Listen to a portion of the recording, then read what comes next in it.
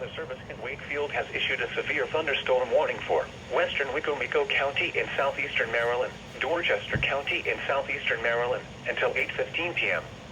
At 7:33 p.m., severe thunderstorms were located along a line extending from near Oxford to near Taylor's Island to near Chesapeake Ranch Estates, moving east at 35 miles per hour.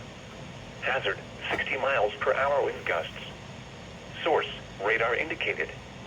Impact, expect damage to trees and power lines. Locations impacted include Cambridge, Hurley, Federalsburg, Hebron, Sharptown, Secretary, Vienna, University of Maryland Center for Environmental Studies, East New Market, Morelos Springs, Church Creek, Brookview, El Dorado, With the Queen, Hoopersville, Lloyds, Linkwood, Andrews, Royal Oak, and Corcoran. For your protection, move to an interior room on the lowest floor of a building.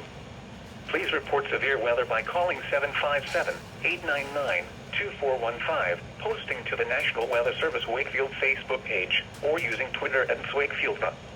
Repeating, a severe thunderstorm warning has been issued until 8:15 p.m. for the following counties in Maryland: Dorchester and Wicomico.